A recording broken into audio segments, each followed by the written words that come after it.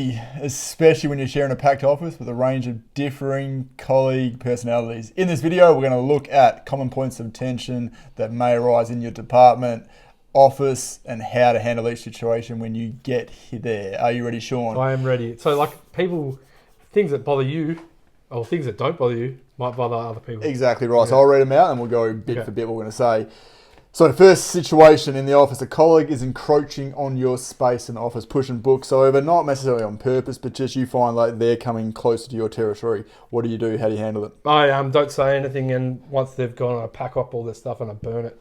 I have heard about similar situations. No, I think humour is the only way you can do it. But do you bring how far into it do you bring attention to it? Straight away? Well, yes. Probably. Just do you mind just creeping a bit? Yeah. Like, what are you doing with all this? Yeah. Like something funny. Yeah, I think it has to be. Yeah. I go real, just obvious now. Just put boundaries down. Yeah. Like styles of books, whatever, and just say, there you go, that's the wall there. Not going past there. Yeah.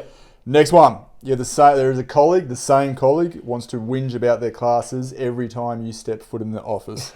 Not saying we've dealt with this, but if it were to happen, how would you deal with it? This never happened to me. I don't know. I think that they do it, but you often have different behaviour management styles or different styles of teaching. So, but I imagine you're quite a good listener as well, yeah. So you start, and I find I'm a good listener. You start to listen to people once, and suddenly every time you're back in there, you're hearing everyone's problems. Yeah, well, you got to do two things. You got to be able to, even if you disagree, they're not there to hear your opinion, so they just want you to listen. So first thing, and then the second thing, if they're going to keep doing it, then you have to be assertive enough to tell them you don't have time. Yeah, I think just develop those two things. The common thing of just walking away, that just because they're taking advantage of. You want to be in the office, and then they're doing this. My baby's going crazy in the background. Do apologise. You've got to make sure you're not just giving into it either. Like you have to leave every time they're there. But be assertive. Say, look, I've been down this path. I can't do much more than this. Appreciate it if you don't continue with it, I guess. Yeah. Okay. Yep. Yeah.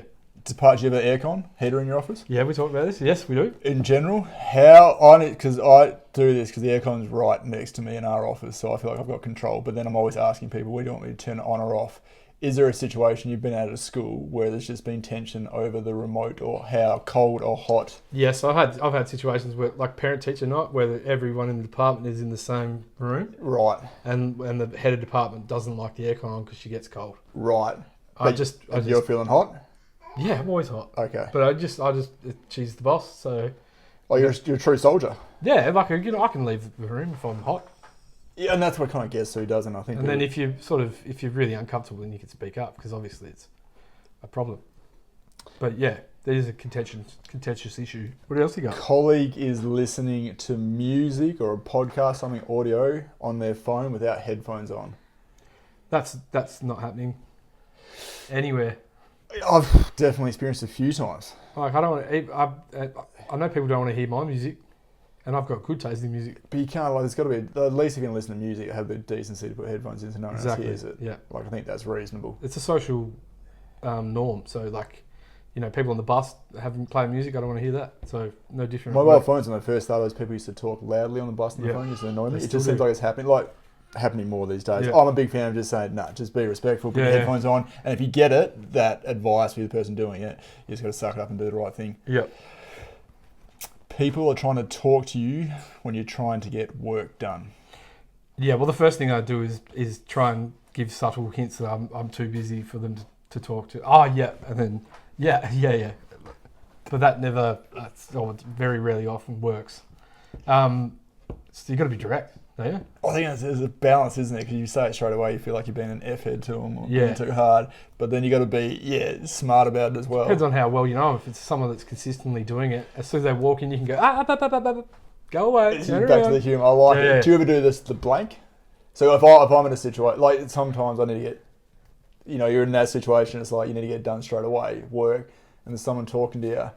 I go the blank sometimes. Well, how do you do it? Like if they're sitting there and you're talking to me, I'll just be like, and then people keep, and then eventually just trail off. Yeah. But then in my head, I do my best to win them back over later, and then be nice. Explain exactly. Yeah. But because otherwise, there can be times just going around in circles with it. Yeah. And you're like, well, the real reason is because you're talking too much. But I'm going to say that's going to hurt your feelings. I think that's okay to say you're talking too much. Okay. I think some people just don't get social interactions. Like they're not very savvy with it. Yeah. So you got to be mindful of that. So Yeah. some people, not all people get it. No, you don't want to make the department a place where it's just... Like people no- talking to you when you got headphones on. You got to remove your headphones and go sorry, and then you put them back on and they ask you again. My point being, you don't want to make the department just a place that, have Yeah. some fun as well, but Yeah. just be mindful.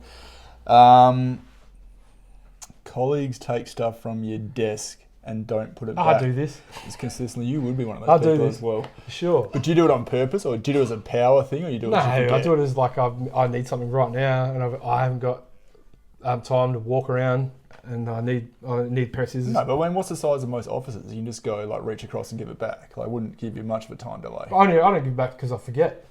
It's not a deliberate. How long till you borrowed a pair of scissors? Is it a end of the day return them, or a couple of days thing?